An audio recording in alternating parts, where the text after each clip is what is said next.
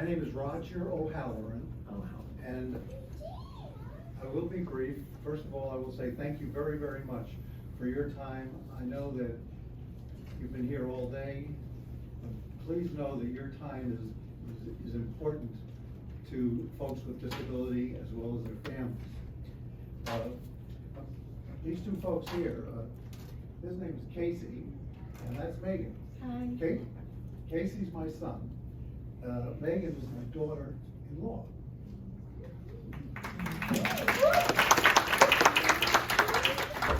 They've been married for 6.5 years, and they have great strengths. And what I'm here to say is, first of all, their background has been supported by their family and a support network their whole lives. Casey's 43, Megan's 41. Casey's been on MedWaiver and receiving benefits for over 20 years. Megan, when she got married, it became a crisis. Who's going to take care of Megan and Casey, where they used to live with mom and dad? Well, that was enough of a crisis to get them eligible for the MedWaiver. That's a story about how the law really came into play to keep these two young people able to live the way they do. They live by themselves in an apartment. Megan works 3 days a week at Starbucks. Casey works 2 days a week at the Golisano Children's Hospital. And they work hard, and they're an inspiration to anyone who knows them. They're active in their church. Now here's what I'm here to say.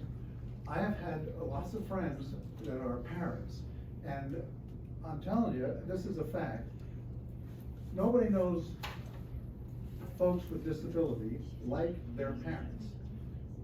We really know what their needs are. And when you spend time like this listening to parents, it's very valuable time, because you're getting it, I think you're getting the truth in all cases, and I've heard these stories, and it's the truth.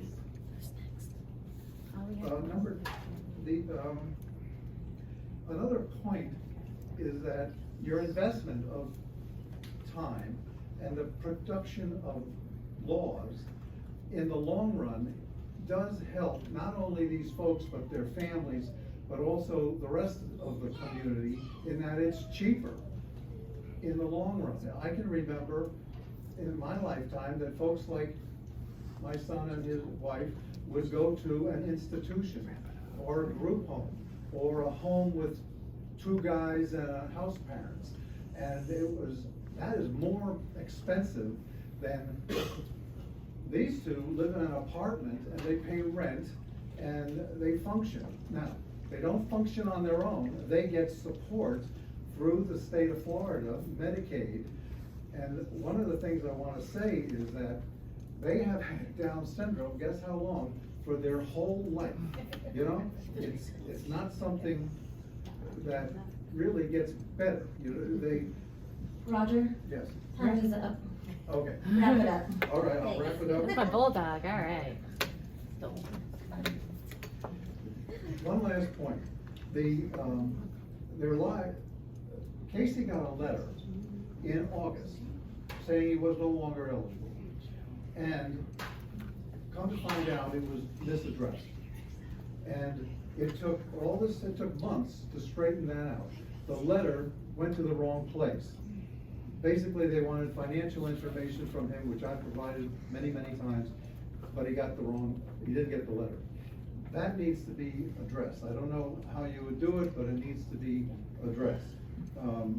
Roger, we have a couple more minutes and we have to get a couple more people. Okay. Thank you. Thank you very much. I really appreciate it.